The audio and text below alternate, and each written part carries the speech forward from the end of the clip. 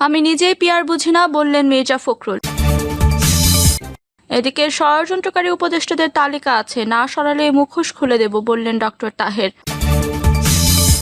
রাষ্ট্র পরিচালনায় নিয়োজিত কিছু কর্মকর্তার আচরণ প্রশ্নবোধক, বললেন ডক্টর জাহিদ। জানাবো এবার গ্রাহকের শত কোটি টাকা নিয়ে উধাও ফ্লাইফ্লার।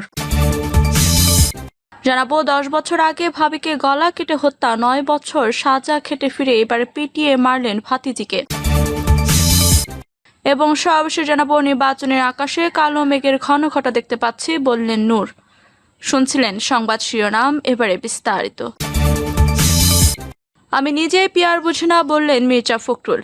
বিএনপি মহাসচিব মির্জা ফখরুল ইসলাম আলমগীর বলেছেন, পিয়ার আমি নিজেই বুঝি না, দেশটাকে বাঁচান, বিভাজন সৃষ্টি করবেন না। গণভোট আর পিয়ার ছাড়া নির্বাচন হবে না, এসব দাবি দেওয়া মিছিল করে তার নির্বাচন ভণ্ডুল করতে চায়। তিনি বলেন, পিয়ার নিয়ে তর্ক বিতর্ক পার্লামেন্টে গিয়ে হবে, যে সব মতে দলগুলো একমত সেগুলো জুলাই সনদে স্বাক্ষর হবে, বাকি মতের জন্য গণভোট হবে। দয়া করে নির্বাচনটা দিয়ে এসব অস্থিরতা কাটান। আর হিংসার রাজনীতি চাই না, হিন্দু মুসলিমদের বিভেদ চাই না, সবাই মিলে শান্তিতে থাকতে চায়। বিএনপি মহাসচিব বলেন, অতীতে সরকারে ছিলাম, কিভাবে পরিচালনা করতে হয় জানি। বিএনপি নির্বাচিত হলে 1 কোটি মানুষের কর্মসংস্থানের ব্যবস্থা করা হবে, প্রত্যেকটি পরিবারকে ফ্যামিলি কার্ড দেওয়া হবে, স্বাস্থ্য শিক্ষা খাতকে গুরুত্ব দেওয়া হবে, কৃষকদের সবচেয়ে বেশি মনোযোগ দেওয়া হবে। নির্বাচন প্রসঙ্গে মির্জা ফখরুল বলেন, জনগণ যাকে ভোট দেবে তিনি নির্বাচিত হবেন, আর ভাগাভাগি করবেন না, দেশটার ক্ষতি করবেন না। একটা গণতান্ত্রিক বাংলাদেশ দেখতে চাই, সৌহার্দ্য আর ভ্রাতৃত্বের মধ্যে থাকতে চাই। ষড়যন্ত্রকারী উপদেষ্টাদের তালিকা আছে, না সরালে মুখোশ খুলে দেব, বললেন ডক্টর তাহের। সুষ্ঠু নির্বাচনের স্বার্থে প্রশাসনের দলীয়করণ বন্ধ করে নিরপেক্ষদের পদায়নের দাবি জানিয়েছে জামায়াতের নায়েবে আমির ডক্টর সৈয়দ আব্দুল্লাহ মাহমুদ তাহের। অন্তর্বর্তী সরকারের কয়েকজন উপদেষ্টা রাষ্ট্রের গুরুত্বপূর্ণ সিভিল ও পুলিশ প্রশাসনের একটি বিশেষ দলের অনুগতদের বসিয়ে নীল নকশা নির্বাচন করার ষড়যন্ত্র করছেন বলেও অভিযোগ করেন তিনি। সরকারের উদ্দেশ্যে জামায়াতের এই নেতা বলেন, ষড়যন্ত্রে লিপ্ত উপদেষ্টাদের নাম, এমনকি তাদের সভার বক্তব্যের কণ্ঠ রেকর্ডও আমাদের কাছে রয়েছে। তাদের না সরালে জাতির সামনে মুখোশ উন্মোচন করতে বাধ্য হব। অন্তর্বর্তী সরকারের উদ্দেশ্যে জামায়াতের নায়েবে আমির বলেন, প্রধান উপদেষ্টার প্রতি আহ্বান রাখছি, আপনি বিশ্বব্যাপী একজন গ্রহণযোগ্য মানুষ। যারা আপনাকে ব্যবহার করে বিতর্কিত করার চেষ্টা করছে তাদের সরিয়ে দিন, অন্যথায় আপনার গ্রহণযোগ্যতা বজায় থাকবে না। প্রধান উপদেষ্টার দৃষ্টি আকর্ষণ করে তিনি বলেন, আপনি যদি তাদের চিহ্নিত করতে না পারেন, আমাদের কাছে তালিকা আছে, আপনি চাইলে আমরা তালিকা দিতে প্রস্তুত, অন্যথায় আমরা জাতির সামনে তাদের মুখোশ উন্মোচন করতে বাধ্য হব।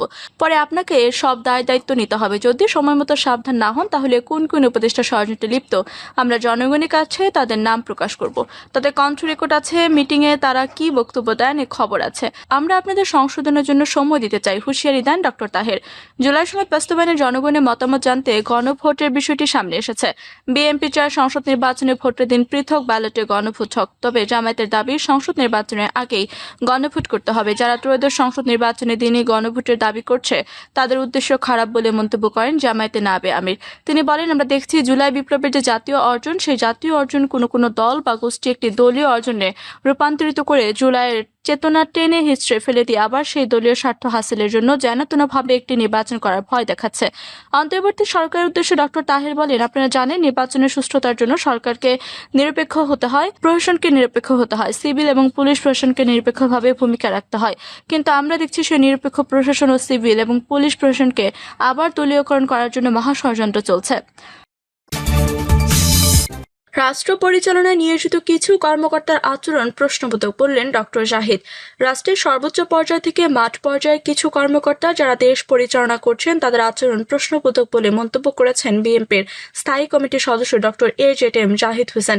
তিনি বলেন, পরিবর্তিত পরিস্থিতিতে প্রশাসন, আইনশৃঙ্খলা রক্ষাকারী বাহিনী, উপদেষ্টা সহ অন্তর্বর্তীকালীন সরকারি দায়িত্ব সবসময় অবাধ, সুষ্ঠু, নিরপেক্ষ নির্বাচন পরিচালনা করা। কমিশনার বলেন, প্রধান নির্বাচন কমিশনার বলেন, সরকারের সকলের জন্য একই কথা প্রযোজ্য। তিনি বলেন, আমরা চাইব যে আবেগ, অনুভূতি, উৎসাহ, উদ্দীপনা ও ত্যাগের বিনিময়ে আজকের এই অন্তর্বর্তীকালীন সরকার, সেই অন্তর্বর্তীকালীন সরকার রক্তের সাথে, ত্যাগের সাথে বিশ্বাসঘাতকতা করবে না, একটি অবাধ, সুষ্ঠু, নিরপেক্ষ নির্বাচন পরিচালনা করবেন। ডক্টর জাহিদ বলেন, প্রধান উপদেষ্টা যেমন বলেন, আগামী ফেব্রুয়ারি নির্বাচন অতীতকালের মধ্যে সবচেয়ে ভালো নির্বাচন হবে। আমরা সেটিকে বিশ্বাস করতে চাই, বিশ্বাস রাখতে চাই। কিন্তু রাষ্ট্রের সর্বোচ্চ পর্যায় থেকে মাঠ পর্যায়ে কিছু কর্মকর্তাও যারা দেশ পরিচালনা করছেন তাদের আচরণ প্রশ্নবোধক। সেগুলো নিয়ে পত্রপত্রিকায় নিয়মিতভাবে লেখালেখি চলছে। চলছে।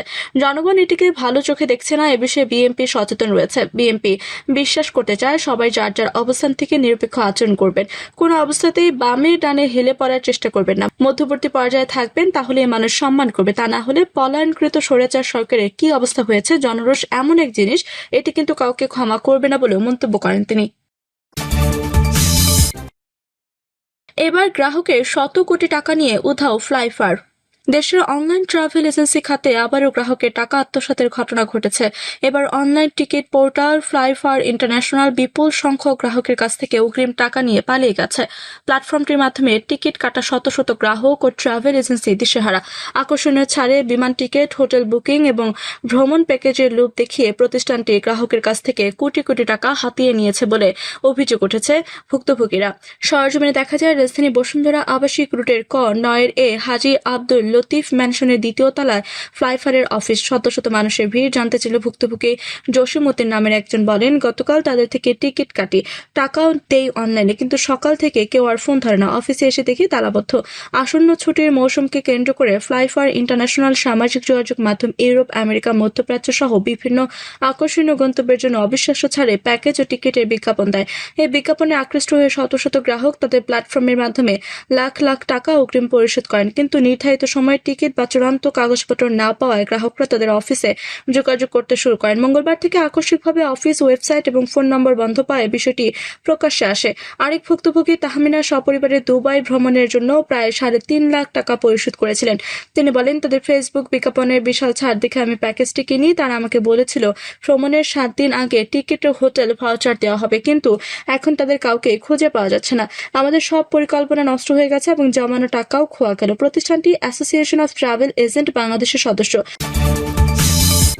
10 বছর আগে ভাবিকে গলা কেটে হত্যা, 9 বছর সাজা খেটে ফিরে এবার পিটিয়ে মারলেন ভাতিজিকে।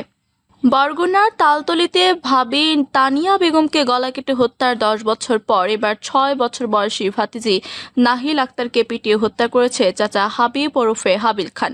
ঘটনার পরপরই হাবিলকে গ্রেফতার করেছে পুলিশ।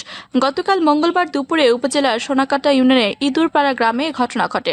ঘটনার পর রাতে নিহত শিশুর বাবা মোহাম্মদ দুলাল খান বাদী হয়ে তালতলি থানায় একটি মামলা দায়ের করেন। মামলার এজাহার সূত্রে জানা যায়, অভিযুক্ত হাবিব ওরফে হাবিল খান ও মামলার বাদী দুলাল খান একই বাড়িতে বসবাস করেন। হাবিব সবসময় নেশাগ্রস্ত থাকায় প্রায় সময়ই পরিবারের সদস্যদের গালিগালাজ সহ মারধর করতেন। মঙ্গলবার দুপুরে শিশু নাহিল বাড়ির সামনে একটি মুদির দোকানে রুটি কিনতে যায়। এ সময় হঠাৎ হাবিব পেছন থেকে এসে একটি লাঠি দিয়ে নাহিলের মাথা সহ শরীরে বিভিন্ন জায়গায় আঘাত করে এতে শিশুটি মাটিতে লুটিয়ে পড়লে তাৎক্ষণিক বাবা দুলাল খান ও স্বজনরা শিশুটিকে উদ্ধার করে উপজেলা স্বাস্থ্য কমপ্লেক্সে নিয়ে যায়। শিশুটির অবস্থা আশঙ্কাজনক হয় তাকে বরিশাল শেরেবাংলা মেডিকেল কলেজ হাসপাতালে পাঠায়। পরে হাসপাতালে নেওয়ার পথে শিশুটি মারা যায়। ঘটনার পরপরই হাবিবকে স্থানীয়রা আটক করে পুলিশের কাছে সোপর্দ করে।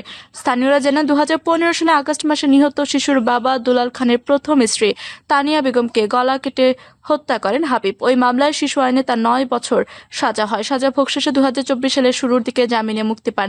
ভাবিকে হত্যার 10 বছর পর ঘাতক হাবিল বড় ভাই দুলাল খানের দ্বিতীয় স্ত্রী ফাহিমা আক্তারের কন্যা নাহিলকে পিটিয়ে হত্যা করেছে। শিশুর বাবা দুলাল খান কান্নাজড়িত কণ্ঠে বলেন, ও আমার জীবনটা শেষ করে দিয়েছে। 2015 সালে আমার প্রথম স্ত্রীকে জবাই করে হত্যা করেছে, তখন ওর বয়স ছিল 17 বছর। শিশু আইনে 9 বছর সাজা ভোগ করে 2024 সালের প্রথম দিকে জামিনে মুক্তি পায়। জামিনে মুক্তি পাওয়ার 1.5 বছরের মাথায় আমার শিশু কন্যাকে পিটিয়ে হত্যা করলো। আমার শিশু কন্যার কি অপরাধ করেছিল? আমি এর বিচার চাই। স্থানীয় ইউপি সদস্য মোহাম্মদ টুকু শিকদার সালাম হাওলাদার বলেন, ঘটনার পরপরই স্থানীয়রা হাবিলকে ধাওয়া করলে একটি বাড়িতে আশ্রয় নেন। পরে পুলিশ এসে তাকে গ্রেফতার করেছে। তারা বলেন, হাবিলের আগে তার ভাইয়ের প্রথম স্ত্রীকে জবাই করে হত্যা করেছে। তালতলী উপজেলা স্বাস্থ্য কমপ্লেক্সের কর্তব্যরত চিকিৎসক ডক্টর রকিবুল ইসলাম খান বলেন, শিশুটির মাথার ডান পাশে এবং বাঁ হাতের কনুইতে গুরুতর জখমের চিহ্ন ছিল। তাৎক্ষণিক শিশুটিকে আশঙ্কাজনক অবস্থায় বরিশাল শেরেবাংলা মেডিকেল কলেজ হাসপাতালে পাঠানো হয়। পরে জানা যায় শিশুটি বরিশাল নেওয়ার পথেই মারা গেছে। তালতলী থানার ভারপ্রাপ্ত কর্মকর্তা মোহাম্মদ শাহজালাল বলেন, হাবিলকে গ্রেফতার করা হয়েছে। শিশুটির মরদেহ থানায় রাখা হয়েছে। আগামীকাল ময়না তদন্তের জন্য বরগুনা জেনারেল হাসপাতালে পাঠানো হবে। প্রিয় দর্শক, এই ছিল এখনকার মতো সর্বশেষ সংবাদ। আপনি সব সংবাদ পেতে চ্যানেলটি সাবস্ক্রাইব করে পাশে থাকা বেল বাটনটি ক্লিক করে রাখুন। ধন্যবাদ সবাইকে এতক্ষণ সাথে থাকার জন্য।